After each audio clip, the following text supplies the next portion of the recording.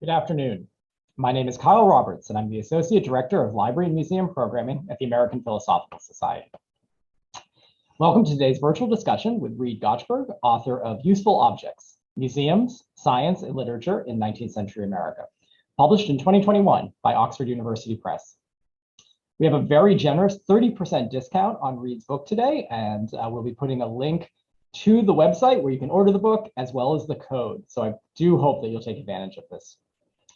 Let me begin our presentation today by acknowledging that the American Philosophical Society resides in what is now known as Philadelphia, which is in Lenape-Hoking, the homeland of the Lenape people, whose relationships and connections with the land continue to this day and into the future. In recognizing this, the Society expresses its thanks for the past and ongoing generosity of the Lenape, as well as that of numerous other indigenous communities and individuals throughout the continent who've offered their guidance, their expertise, and many opportunities for collaboration. It's really their generosity that makes the work of the Society's Library Museum possible. For those of you joining us for the first time, the American Philosophical Society was founded by Benjamin Franklin in 1743. The Society is a catalyst for the discovery of new knowledge. Election to membership honors those who've made exceptionally significant contributions to science, the arts and humanities, and public life.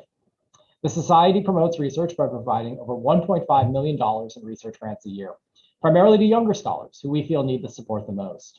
Our library and museum, collections, and research centers serve scholars and visitors from across the globe.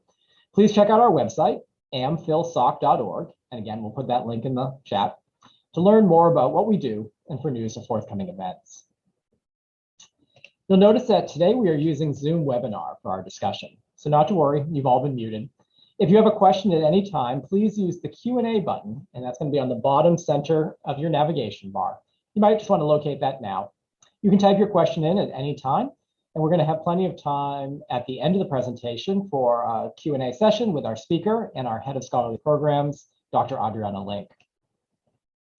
We are excited to offer closed captioning as well for today's virtual discussion. So if you'd like to use it during the presentation, please just locate the CC box, again, on that bottom navigation bar of Zoom. It's right to the right of the Q&A button. And with that, I am very pleased to introduce today's speaker. Reid Gotchberg is Assistant Director of Studies and a lecturer on history and literature at Harvard University. She also teaches in the Museum Studies program at Harvard Extension School and recently guest curated an online exhibit on Women of the Museum, 1860 to 1920, at the Harvard Museums of Science and Culture. And Harvard's loss is the Concord Museum's gain. In a few weeks, Reid will be starting a new position as Associate Curator and Manager of Exhibitions at the Concord Museum. And I will just say they are very lucky to get her. So with that, let me turn over to Reid and our presentation today. Thank you. Thank you so much, Kyle. And thank you so much to Adriana Link for organizing this talk and joining me today in conversation. And especially thanks to all of you for being here today. It's such a pleasure to be here and have the chance to talk about my work. And I'm really grateful to the APS for supporting and assisting with my research over the last couple of years. I'm just going to share my screen. And get started. So I'm especially excited to have the chance to talk about my research on the early history of this particular institution and its collection. My talk today is going to focus on my book, Useful Objects, which is a literary and cultural history of museums in the 18th and 19th century United States. But it feels very fitting today to focus on a section of the book that explores the early history of the APS and its cabinet, a collection of specimens, artifacts, and other objects acquired alongside its library during the 18th century. Many of you are probably already very familiar with the current APS museum and library and their wonderful exhibitions and collections. Today I'll be talking about their origins in the late 18th century and some of the ups and downs that went along with attempting to start a museum during the American Revolution and early Republic. These collections were being developed alongside, next door, and sometimes in the same building as a much bigger and more public museum, which was Charles Willson Peale's Philadelphia Museum. Today, I'm going to say a bit more about the intersecting histories of these two museums and how they were part of much larger conversations that were happening at this time about science and knowledge and about the role of objects, collections, and institutions. So I want to start off with an image of one early museum visitor.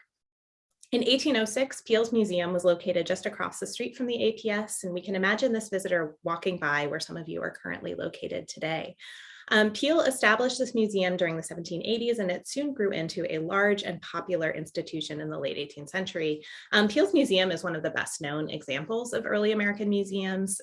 Peale himself was an artist and portrait painter, as well as a naturalist. And the museum combined art and natural history, as well as anthropological artifacts returned from the Lewis and Clark expedition, as well as others around the United States. The museum explicitly sought to bring together education and entertainment, and when visitors toured the galleries, they could pay a little extra for a souvenir, one of these silhouettes.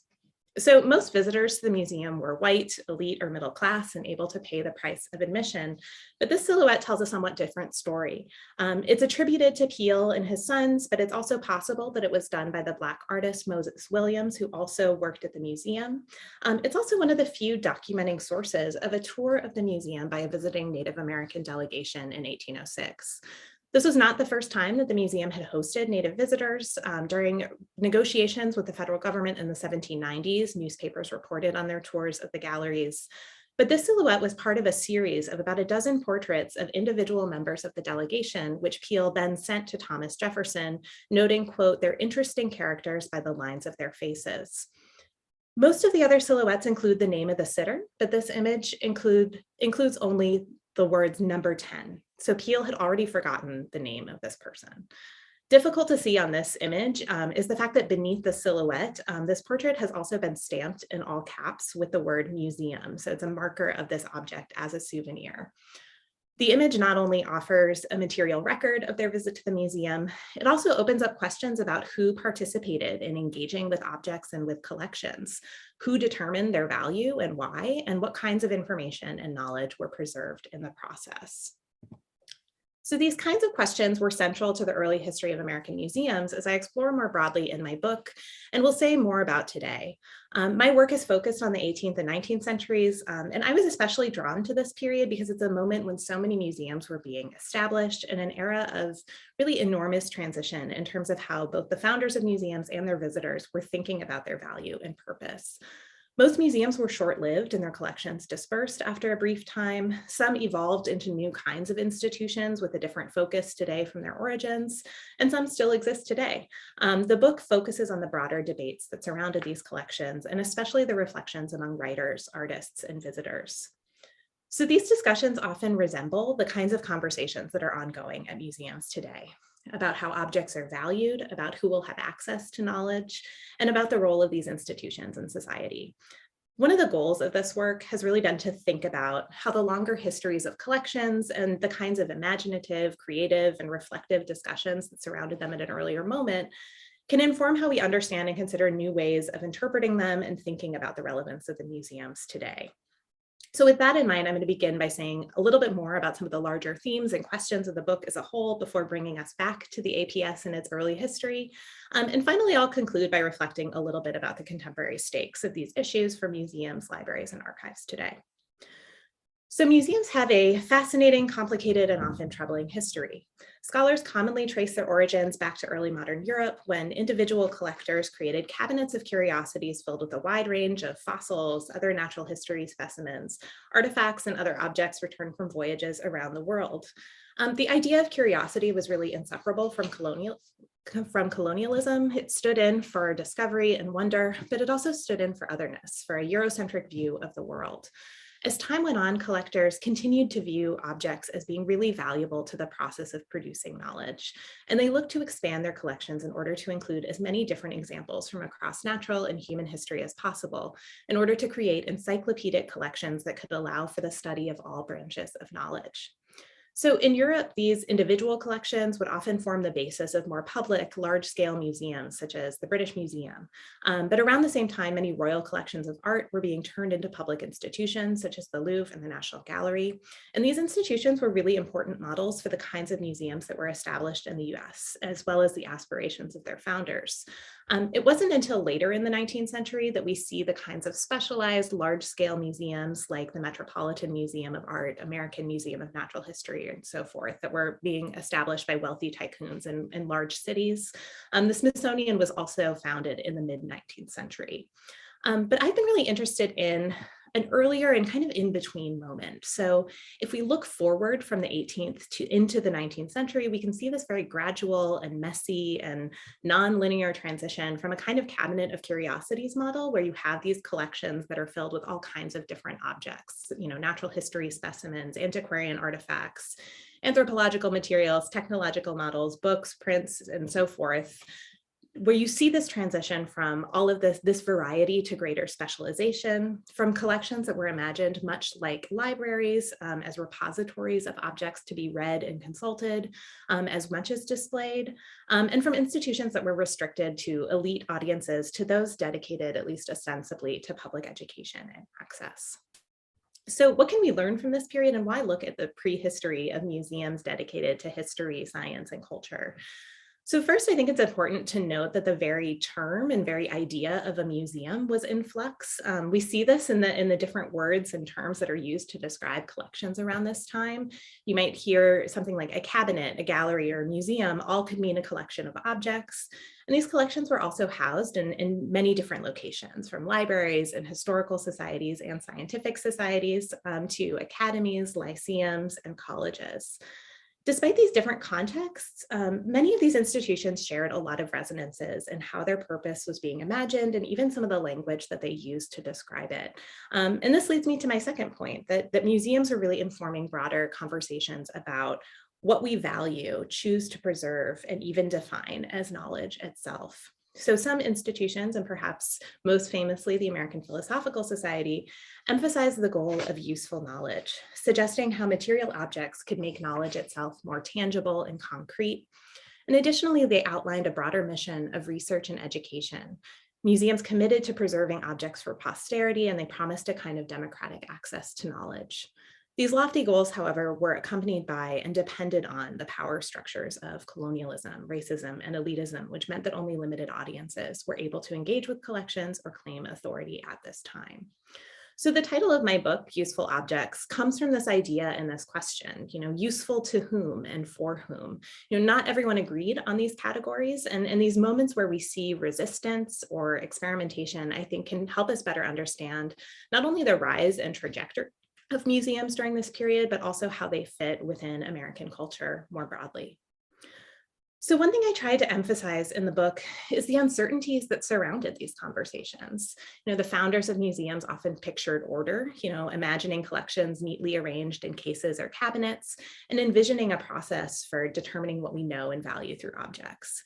But these collections instead set in motion a series of dynamic conversations, both within and beyond institutions, about what we choose to value, about whose knowledge and expertise is celebrated or erased, and about who has access to the information and education represented by cultural institutions. These collections also invited creative and imaginative responses from writers, artists, and visitors who reflected on what they saw in the galleries and considered alternative interpretations. But most of all, we can see how the development of museums and ideas about who and what they were for was really surrounded by intense debate and reflection about the role of objects and institutions in American social and cultural life.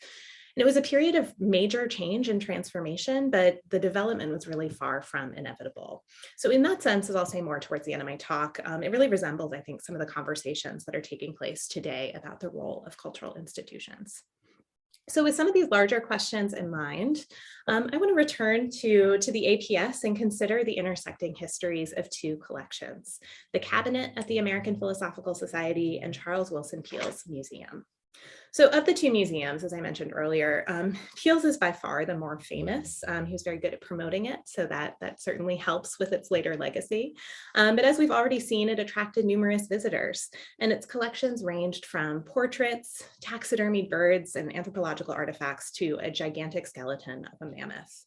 The APS cabinet instead offers a vision of a museum used for research, scholarship, and useful knowledge. These institutions kind of grew alongside each other, and as I'll say more, even overlapped at times. And they show how collections were being imagined and used differently. They also reveal a set of shared concerns around loss, preservation, and uncertainty. So I'll start with the APS. As many of you will know, and as Kyle mentioned in the introduction, the society was founded in the mid-18th century by Benjamin Franklin with the goal of preserving and promoting useful knowledge. And much like other learned societies and institutions, and especially the Royal Society in London, which was an important model for the APS, the founders had a few ways that they thought to do that. So first, by meeting regularly and gathering information from a network of correspondents around the globe and publishing scholarly articles, by forming a library, and by establishing a cabinet. So like earlier cabinets of curiosities, the Society's cabinet held a wide variety of types of objects: an herbarium of pressed plants, other natural specimens, artifacts, and objects that were sent from around the Atlantic world by corresponding members. So these were members of the Society who did not live in Philadelphia. So this cabinet was one of numerous smaller collections that were being developed at this time, and they were often housed within a library or a historical society or scientific society. Many were intended to function a lot like a library, so members could consult objects alongside books, they could loan them out to a limited audience, of course, and at times, but not always, housed them together. So there are tons of examples of this: the American Academy of Arts and Sciences, the Massachusetts Historical Society, American Antiquarian Society, Library Company of Philadelphia, Lyceum of New York, Boston Athenaeum, the list goes on. But all of these institutions also had cabinets that often looked very similar to the one at the APS. Around this time, Harvard College also had what was called the Philosophy Chamber, and this was a teaching collection that also included instruments and apparatus. Yale College also had a small museum at this time. So during this period, the collections of the cabinet at the APS were very wide-ranging. And this was a reflection of the very divergent interests of members of the society, but also kind of the result of a somewhat haphazard collecting process. Objects were often sent to the society, as I mentioned before, by corresponding members. So, and usually this would happen where they would send an object and also send some kind of written description of an interesting natural or chemical phenomenon that was observed at the same time. And the term cabinet was somewhat of a misnomer. So it suggests the space or even furniture that was used to store collections. But during this period, the society actually frequently struggled to find space to store collections. The objects were often loaned out to members who lived in Philadelphia, and they were therefore scattered, circulated, and rather than being held in one place. So this posed pretty obvious organizational challenges. At one point, curators announced somewhat pleadingly that objects had been, quote, entrusted to the care of members, but never yet delivered to the society. So things got lost. To some extent, this speaks to a somewhat different purpose for a museum than what we might imagine today. At this moment, the priority of curators was to enable research and observation and allow objects to be frequently handled and passed around. These practices encouraged members to use material objects in their research, and objects were also entrusted to people who were known to be interested in a particular field, to be working on similar kinds of projects and so forth. The goal was for the collection to contribute to useful knowledge through these practices of examination and research, and preservation and longevity were therefore not really major concerns. The collections were meant to be used even if they didn't last that long. So these issues of loss and preservation were especially significant and even compounded given the period when this collection was being formed, which was during the American Revolution and early Republic. So during the war, the curators actually reported the decay of many specimens in the collection. Their attention was understandably elsewhere, and some collections dried out due to insufficient alcohol used to preserve them. And even following the war, things stayed somewhat chaotic. The society was looking to build a more permanent space, but the collections therefore continued to move around. So this moment raises significant questions about how we think about the nature of building institutions, of scholarly work, of knowledge production during an age of crisis and uncertainty. Following the war, the curators at the cabinet were directly confronting the materiality of this collection. They were really having to grapple with how useful these dried out objects would ultimately be. And they were having to manage a lot of the practicalities of misplaced objects. And we see these kinds of concerns resonating even further in the writings of one literary-minded donor to this cabinet. In 1789, Hector St-Jean de Crèvecoeur, the French and American diplomat turned author, donated to the cabinet what the curators described as a curious book and interesting specimen. So the leaves of which are made by the roots and barks of different plants and trees, the first essay of the inventor. So we see here a few examples from what was a book of paper samples, each one made from different plants used as materials. But here we also see how this object was blurring the lines between book, artifact, and specimen, between a natural and artificial or man-made object, and between library and museum. Throughout his own writings, Crèvecoeur is constantly preoccupied with materiality and the possibility of loss. He's best known for writing Letters from an American Farmer, an epistolary work that takes as its structure these conventions of networks of scientific exchange and the exchange of letters and objects during the Enlightenment. And throughout that work, he makes numerous analogies between writing and plant collecting, and especially between dried and pressed flowers within an herbarium. And these botanical metaphors, of course, invite us to think about this curious book itself alongside his writings. But in his later multi-volume work called Journey Through Northern Pennsylvania and New York, he actually takes as the premise the idea that the work itself was a shipwrecked, waterlogged manuscript. It's a kind of similar conceit that we see later on in Washington Irving's found manuscript in A History of New York. And Crèvecoeur just seems to delight in framing this work through its potential loss and just the imaginative possibilities of a damaged and incomplete object. The book actually just starts kind of in the middle with the idea that other pages have somehow been lost in the process of transporting it across the Atlantic. So Crèvecoeur's writings think about loss in fictional terms, but the history of this curious book also perhaps uniquely captures the very real concerns that inspired him. So much like other donated objects, it was almost lost. It was passed along to a member of the society named Benjamin Smith Barton, who was a doctor and a botanist. And so he was clearly deemed a fit for the kinds of interests it represented. But Barton actually forgot to return it. He wrote his own name on the first page, and it was donated back to the society very generously on his death. But in general, he wasn't the best at keeping track of objects that technically belonged to the society. At another moment, he also misplaced some portions of the Lewis and Clark herbarium. So we can see just through even this one example how some of these recurrent problems of circulation and loss, usefulness and decay were playing out within a single collection and even through a single object or individual. So here's where we come back to Peale and his museum. So like Barton, Peale was also a member of the society, and he had begun his own museum that he ran out of his house in the 1780s. But by the early 1790s, he was looking for more space. In 1794, Peale was also the curator of the APS cabinet, even as he was running his own museum at the same time. And he applied for permission to rent space from the society in Philosophical Hall, right across the street from Independence Hall, in order to open up his museum there. And he framed this as a moment of mutual benefit.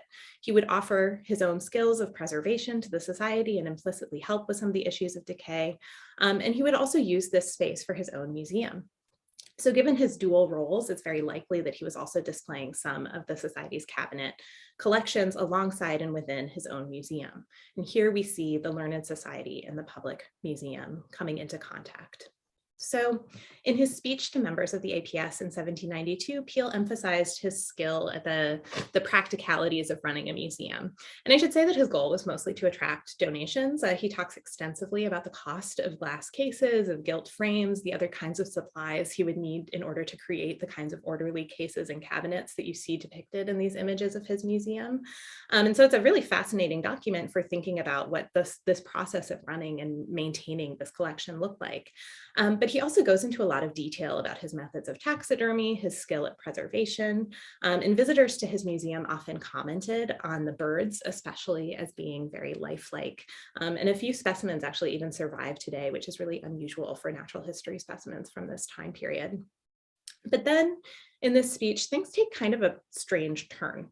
So in this address, Peale bragged that he was so good at taxidermy that he even considered preserving the bodies of the founding fathers for display at his museum, quote, to preserve and hand down to succeeding generations the relics of such great men by the use of powerful antiseptics.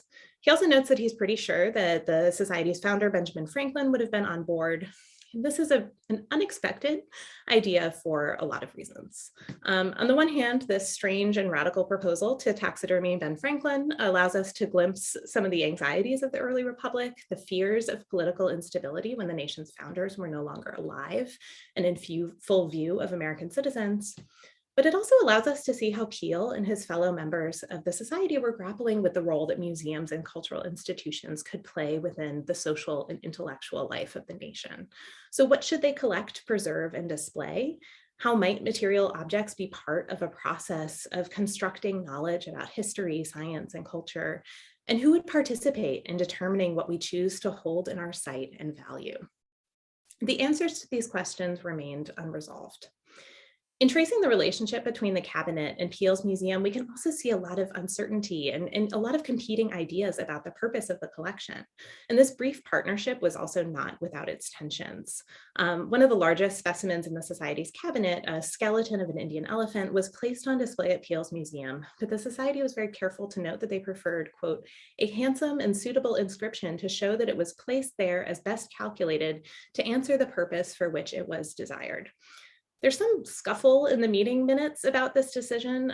Someone felt the need to note that this decision was reached, quote, after maturely weighing all circumstances. And, if you have to say that out loud or write it down, it's never a good sign. And some members of the Society likely felt that the elephant was better suited to being used in research, and perhaps that the public exhibitions, demonstrations, and lectures at Peel's museum went too far in the direction of entertainment. But not everyone in the Society felt this way. One member wrote to then President David Rittenhouse to note his wish that the cabinet might ultimately become a public museum and allow more people to benefit from the collections. So this was clearly an ongoing debate within both institutions. But here I would also return to the silhouette with which we started, which offers a record of this native delegation's tour through the galleries and the different kinds of questions that they would have brought to these institutions. While we've seen these fears of loss or uncertainty on the side of those forming a museum, this portrait also offers reminders of different and much deeper forms of loss. They signal the dispossession of Native and Indigenous people, the kinds of theft and erasure that took place surrounding their communities, and the role of museums in perpetuating such goals. Not only can we imagine this delegation exploring the galleries of the museum and identifying objects of interest, we can also, as in this engraving by William Birch, picture them crossing the street to where we are virtually located today. It suggests alternative forms of knowledge making that took place within the space of museum galleries and of Native presence within the elite white-dominated spaces of the Society and of Peel's museum. It also serves as a reminder of the limits of ideas of value and usefulness being promoted at the time. Who was allowed to participate in defining these terms and who was relegated to the margins. So by bringing together and imagining some of these varied kinds of objects and points of view, from curators and collectors to visitors, we can think more fully about how early American museums were contributing to broader discussions about preservation and loss, about longevity and stability, and about education and entertainment, and the very purpose of a museum at a moment when that was still very much up for debate. My hope today has been also to give you a sense of the multiple dimensions these kinds of conversations took and the way that they extended both within and beyond the walls of any single institution to literature, visual art, science, and politics. Peel's museum would only continue to expand. After its brief stint in Philosophical Hall, it would move across the street to the larger rooms of Independence Hall, further solidifying his dream of connecting the museum to the nation. And meanwhile, the cabinet of the APS would continue to kind of fizzle out over the next few decades, perhaps due to the more extensive collections next door and also to an increased focus on building the library. A later note described, quote, the skeleton of the elephant, mammoth bones, et cetera, in the cellar, and the Society crowded with articles. And the later history of the cabinet's collections would also follow the rise of disciplinary specialization. So as the 19th century wore on, many museums tended to be divided up into collections of natural history, anthropology, technology, and art, and to be separated off from libraries.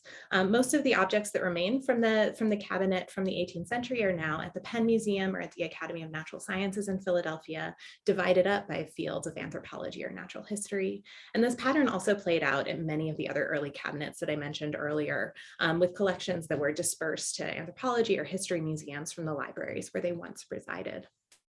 The afterlives of these collections, I think, have really shaped the ways that they continue to be interpreted, But I would propose that we might think about both objects and institutions in new ways if we recall some of these early histories. We can better see the kinds of concerns and anxieties that were hugely influential in shaping the trajectory of museums through the present day.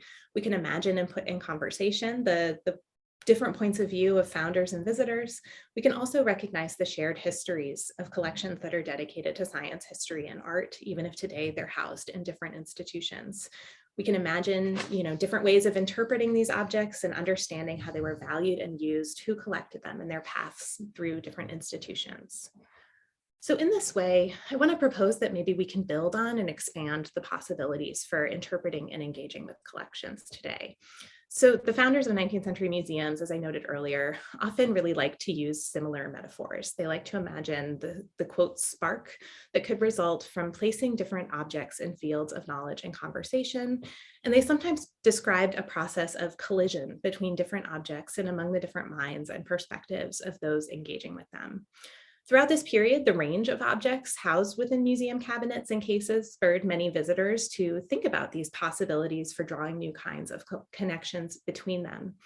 But the founding of museums also set in motion much larger and still unresolved conversations about how we determine what to value or study or preserve. So these debates continue to today. And I want to conclude by thinking just briefly about some of the contemporary resonances of these issues. So in working on this project, I found myself thinking a lot about the kinds of change and transformation that are happening in museums, libraries, and cultural institutions today, and especially ongoing conversations about social justice, inclusion, and belonging, especially over the last couple of years. I see this as a really incredibly dynamic moment for thinking about how the priorities of institutions can evolve and change. And in that sense, I think we can learn a lot by seeing how such debates were playing out in the founding of museums over 2 centuries ago. The history of collections can tell us what was once considered valuable, and it can offer a glimpse into the challenges of producing and sharing knowledge. But it also offers a reminder of how we can continue to build on and expand those definitions, seek out new kinds of knowledge, involve more people in the conversation, and in that way continue to make these collections more broadly useful. Thank you so much. Thanks so much, Reed. So excited to have you here and to have this opportunity to share this book with our audiences. For those who don't know, Reed and I have a long friendship and have really been supporting one another's projects for quite some time now. So it's a treat to be able to welcome you here in this virtual space. We have a number of really great questions coming in the Q&A specifically about your talk. So maybe I'll turn to those, but then I have some other general questions about your book overall, much of which we didn't get to in the conversation. So I guess just to go back to your comments about the kind of shifting priorities of museums, why do cabinets of curiosity fall out of favor, whereas libraries do not in these societies? I mean, even as you sort of gestured, the APS today is we have a research library, we have a museum, but many of the collections that initially made up the cabinet have been dispersed to other institutions across the city. So what happens exactly to cause cabinets to sort of lose their cachet, as it were, whereas libraries maintain their staying power? Yeah, I mean, I think that's such a great question. And it's something I've been really interested in, especially because it's something that you see playing out not only at the APS, but at a lot of these other institutions as well, that you might have a similar kind of cabinet at, say, a library or a historical society where really the analogous process happened where its collections were dispersed to other local institutions. I think there are a couple of things happening in the mid-19th century that contribute to that. As I mentioned in the talk, I think the biggest issue has to do with disciplinary specialization. So, with the rise of more specialization, with people, choosing to focus, just on, say, botany as opposed to natural history kind of more broadly, you see much greater specialization in terms of how people are using these collections. You also see a desire to have a much more encyclopedic, slice of that particular field. And so therefore, focusing on a particular kind of collection allows some of these institutions to build up, a bigger range within that particular area. But I mean, I think to your question about, the relationship between, these collections and libraries, I also do think that there are practical questions that have to do with storing them, as I think that the early history of this cabinet really tells us and really reminds us that, trying to continue to conserve a lot of different kinds of materials was just this immense practical challenge. And especially as you had collections expanding more and more, like you run out of space to house everything. So I think there's this combination of forces that's happening there. But I do think it's a really, really interesting pattern to note across the 19th century, where you don't really see it happening overnight either.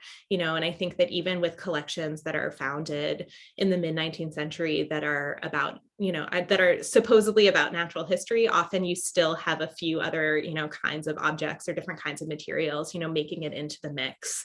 And so I think that sort of non-linear kind of messy gradual process is something I've been very, very interested in. So thanks for the great question. Great. So my introduction to this project and to you was as a literary scholar. And one of the things I really love about the book, and again, if you all haven't had a chance yet to purchase the book, and I'll ask Nathan to put the discount code in again, it really is, it's a story I feel like we all think we know. And the way that you present it in this book, you do bring in this kind of literary perspective that adds so much new life to this history. So I'd love to kind of hear you talk a little bit more about why you chose to tell the story this way, what kind of insights you gained from revisiting authors whose works we all know, people like Louisa May Alcott, Nathaniel Hawthorne, Henry David Thoreau, people, again, whose work we feel like we know, but in this story you bring kind of a different perspective to their lives as well. So I'd just love to hear you talk more about what kind of insights your training as a literary scholar and as a literary historian have brought to doing this work. Yeah, thank you. So I guess I think about it in a couple of ways. I mean, one way is how the rise of museums and this kind of ongoing interest and preoccupation with their collections, like how does that, on the one hand, it's like, how does that shape the kinds of interests that a writer like Thoreau or Alcott is, exploring or examining in their own work? As you've suggested, in a later chapter of this project, I look at, Thoreau's own work as a natural history collector, and like some of his anxieties and especially his remorse over participating in the process of, killing specimens to donate to a natural history museum. And I think that, that context is something that we don't always think about for writers either, that, that they were really involved in thinking critically about these institutions. They were often participating as collectors, they were visiting these institutions. So I think that there's a lot, to think about in terms of how the rise of institutions is shaping ideas about the relationship between literature and science, especially at this moment where fields are kind of crystallizing and dividing up. But I also think, looking at the perspectives of looking at these written accounts, looking at the ideas, and especially, as I noted, like the imaginative responses of writers to collections, I think can also tell us a lot about museums during this period. And I thought about this as kind of expanding beyond institutional history in a way that, we're able to get visitor accounts, but we're also kind of getting a clearer sense of how ideas about the museum are kind of being filtered through American culture and how people are engaging with these collections in very unexpected ways too. And I think that as we're thinking about this period of a lot of change and transformation, like it's really important to look at these different kinds of materials and to bring some of these voices into the conversation.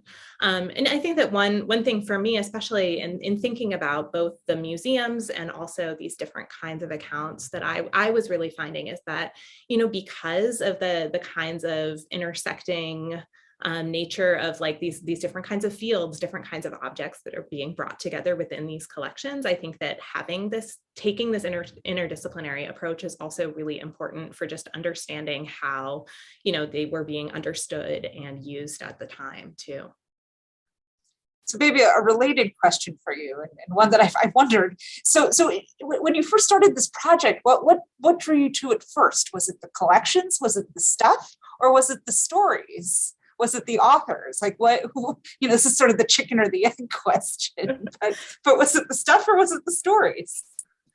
I think it was really a mix. I mean, I really came to this project through work I did before graduate school. I was, working as a research intern at the New York Historical Society. And, we were working on an exhibition that actually just closed a couple of years ago about the history of New York City during the early Republic. But one part of that project was researching, the founding and early history of institutions in the early decades of, the 19th century. And, I spent some time looking at, meeting minutes from, I think it was called the Literary and Philosophical Society of New York, very, very long title. And I just found myself really fascinated by thinking about these institutional histories. But at the same time, I had this training as a literary scholar. I was really interested in the literary histories too, and in thinking about these writers and their careers and their kind of social networks amongst themselves too. And so I think that I was really interested in trying to put those things in conversation, to think about not only the relationship of authors with a kind of literary world, but also how these worlds of institutions and objects and writers were intersecting during this time. But yeah, that's a really great question, because it's also one that I found myself coming back to, throughout the course of working on this project and revising, what was a dissertation into a book. I think I found myself thinking about those questions quite a lot. So thank you. Sure. Lots of really great questions coming in the Q&A, and I encourage folks, if you have a question, to go ahead and put it in. If we don't get to it during our conversation today, I will share all of the questions with Reed afterwards, and she'll have an opportunity to respond after the fact, so please don't be shy. As Kyle and you both pointed out at the beginning of this talk, useful knowledge sort of looms large throughout the entirety of the project. But what's fascinating about the book, again, is that, well, today you talked more directly about the APS story. You look at the British Museum, you look at the Museum of Comparative Zoology, you look at the Smithsonian, you look at the Patent Office. There's so many other institutions that are coming into play. And yet throughout it's useful knowledge. That's the kind of argumentative thread that you keep coming back to again and again. So I'm curious about why that line, which is for the APS, the motto that we live by, why that line for kind of bringing together the other stories and institutions? Yeah, I mean, I was really interested in how this idea of usefulness kind of shifts and changes across some of these institutions as well, and how that itself is also evolving over the course of the 19th century, because at different points, geology is seen as a branch of useful knowledge, as well as zoology, natural history. I think the Patent Office has an especially, kind of interesting role to play in this story too, because, this was a gallery that displayed models of the inventions that people were patenting in the mid 19th century. But one of the criteria for getting a patent was novelty, but also utility, right? So it's this idea of usefulness being translated into a more technological form than maybe what we think about more broadly earlier on in, the late 18th century. But I think this idea of usefulness is also, it was one I kept coming back to, in part because I think this question about, what do we value and why are objects important to the process of making knowledge, like that, this idea of usefulness, I think is especially important there, because it speaks to this larger, shared interest in thinking about material objects as a kind of concrete or tangible part of that process. And I think it also, kind of the flip side of it is it really invites us to also reckon with, even the definition of usefulness itself. And I think that that's where we see a lot of different writers, a lot of different visitors kind of questioning and resisting this idea that these collections are that useful. There are also moments of sort of thinking about what counts as useful, and where is there room for things that maybe don't meet the strict definitions here. So in that sense, I was also interested in the kind of related questions about expertise and authority that go along with that. Who's participating in the conversations within the institution, but then who's also kind of reflecting on those ideas as visitors, or trying to think about the ways that they play out in their own thinking. And actually, I think this relates to some of your questions about the relationship between the literary and historical pieces of this project, because one question I was especially interested throughout is how how are writers kind of grappling with the relative usefulness of writing or of literature itself, in relation to science or in relation to institutions. And in that sense, I think that there are a lot of resonances still, like with, what we consider to be, a useful field of study, or, a degree that you might choose, a college major that is considered useful or practical. And so, I think that those kinds of questions are also kind of elicited from that term. And so that was a big part of my thinking too. There's a great question that came in the Q&A sort of related to this theme of utility about was there a nationalizing mission for early Republic museums in the US? And was that intention with the global focus on collecting? And I'm thinking in particular about the chapter in your book on the British Museum and this kind of tension between there being too much stuff and sort of needing to impose order to just deal with how much stuff there is versus the real anxieties that are happening in the American context about there not being enough stuff. So could you talk a little bit more about how the kind of transatlantic politics are coming into play here? Yeah, that is such a great question. And it's so complicated because on the one hand, I do think that there is a kind of nationalizing goal with a lot of these museums. It just often didn't really work out for most of them. I mean, Peel, I think, definitely had aspirations for his museum to be a kind of national museum.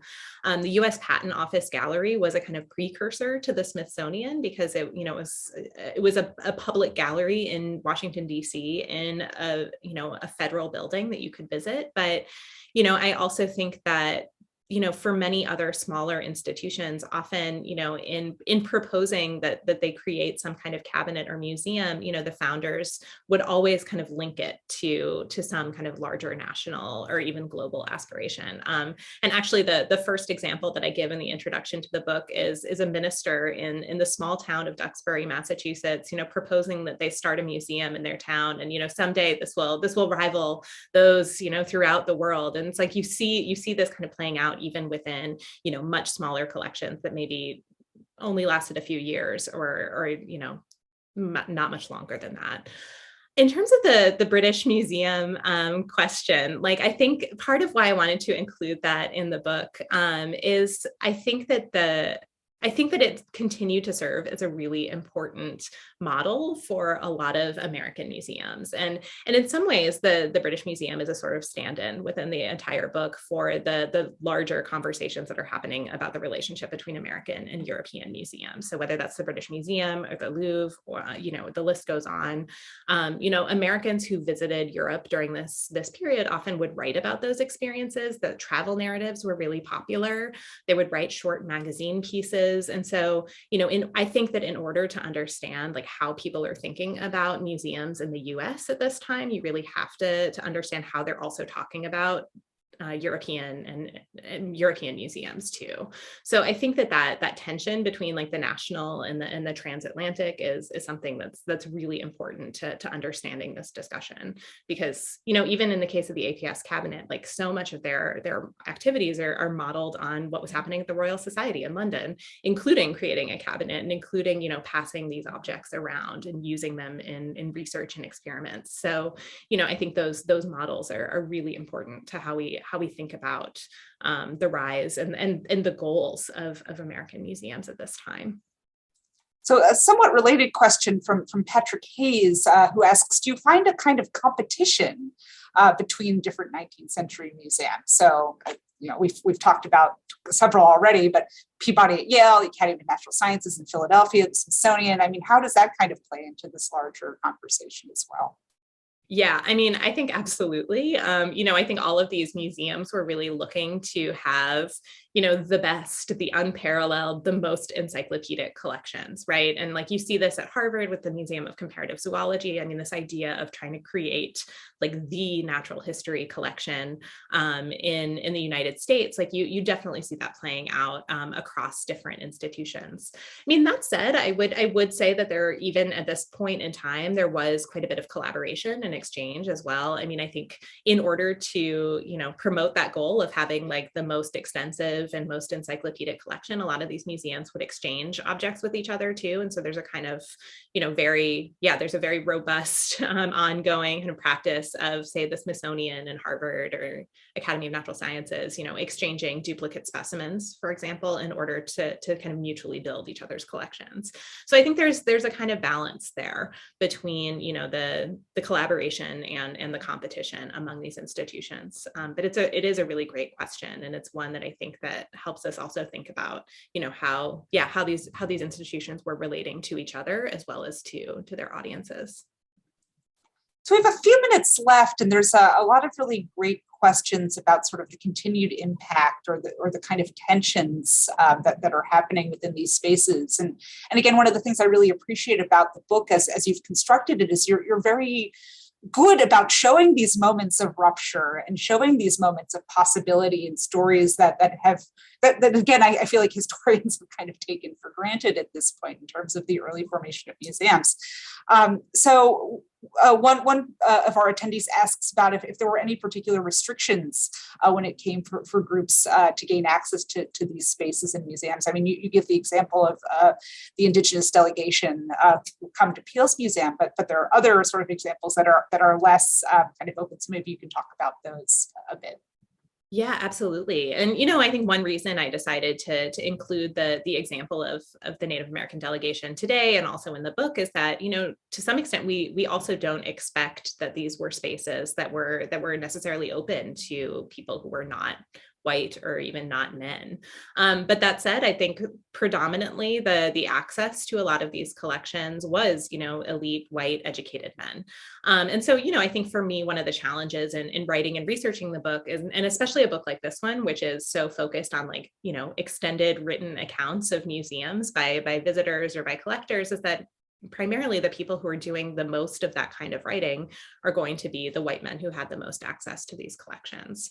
So I think for my own research process and for the stories that I was looking to tell in the book, I was really especially interested and excited about, perspectives from somebody like Ora White Hitchcock, who was the wife of Edward Hitchcock, a geologist at Amherst College. And she did these really amazing illustrations for his publications. She created these fabulous classroom drawings. I mean, imagine the 19th century equivalent to our PowerPoint slide or our share screen on Zoom. But she, was a really talented artist and clearly had a lot of expertise about these fields as well. But, when she toured natural history museums with her husband, she'd be going on these tours and looking at their extensive collections. And in her diary, she writes about how she found herself thinking of Edward and how much he would benefit from them. And I found this to just be a really striking example of, how she, even in this moment, is kind of deferring to, his expertise and authority, but also kind of acknowledging her, her own position and the fact that, she's well aware of the limits of her own kind of access to these spaces. I think that there are other examples that really help us think about, the different places that people had within the histories of these institutions. I think especially of the Patent Office Gallery and, what place there was for Black inventors within this space. And there was a lot of conversation in abolitionist newspapers, such as The Liberator, about, the work of Black inventors. Is there a space here for their work? And there were even laws, kind of governing who could claim rights to the intellectual property of an enslaved person. And so, these conversations, I think, kind of take us in slightly unexpected directions, both, kind of outside of a particular gallery, but then you can also think about how they're informing, who is participating in some of the broader mission of these museums, who's contributing objects, who's viewing the objects as well. And so, I think that trying to look at different moments in that process was something that I was especially interested in. And it's something that is sort of carried over to other projects I've worked on too, like the exhibit that Kyle mentioned earlier on. So many great questions coming in the Q&A, and I'm now losing track of which ones I've asked and not asked. But I love this one about souvenirs. So Maria Mildenberger asks, nowadays shops at museums and souvenirs seem to take on an integral part, especially when it comes to taking away something from the collection, if at all. How did the museums in these early times encourage a lasting or continued engagement with their specimens? And I guess one could kind of extend that to think about the object lessons more generally. Yeah, I mean, that's a really, really interesting question. I think in some ways the souvenirs from Peale's museum are kind of unique to that museum, right? I mean, I think that these are the silhouettes, I think, are a really, really fascinating record in themselves of not only the fact that you could go and sit for one of these popular portraits within the museum, but also, they give us a sense of who visited, right? They're very, distinct kind of memorabilia that's very different from, say, like an admission ticket. But yeah, I mean, this question about like who could take something away, or what kind of pieces might you be able to take? Oh, one thing that occurs to me is there's this really interesting description in a visit to Peale's museum by the journalist Anne Royal in like the 1830s, I think it is. And she describes visitors to the gallery like questioning the authenticity of the famous mammoth skeleton, the one that you see in the background of his self-portrait, and actually going up and like scraping pieces off of it to test it, like whether it's bone or wood. And I just think of that as a very, very interesting kind of souvenir taking, right? The idea that you're going to test the authenticity of the object like in the gallery itself. But I mean, I think that, to some extent, the objects that were circulating, as I mentioned, from the APS cabinet, that was a very restricted set of people who were going to be able to actually kind of like touch and handle and pass around and take home something from a collection. And I do think that as the 19th century wore on, this idea of the gallery as being a kind of more static place of looking and not touching, really also continued to develop. And what you see instead is that, there's a lot of interest in like classroom education, and especially working with children in this idea of like an object lesson. So within a classroom, you might have something like a teaching collection where, children are being asked to do the same kinds of observation and empirical, description and analysis of objects that are placed in front of them, but they likely are going to be like a different collection from what might be in the rest of a museum. But, we can, that also, I think your question is a great one, because it lets us think about, who has the most access to a collection, but it also reminds us of, how the museum is part of, a number of different kinds of spaces of learning. There's the museum, but there's also the classroom, the laboratory, and the library too. So we could think about all of those together. So I think we have time for one more quick but not simple question, and this goes back to your comments about sort of lessons that your book can teach us about the role and function of museums today. And I think we've been talking about that for the last half hour or so. But thinking specifically too about the legacy of the collections themselves. So I don't know if you have any kind of final thoughts about what your story and the cases that you uncover can teach us about the legacy of these collections, these very specific and often fraught objects, and how we might make sense of them going forward. Yeah, I mean, I think that,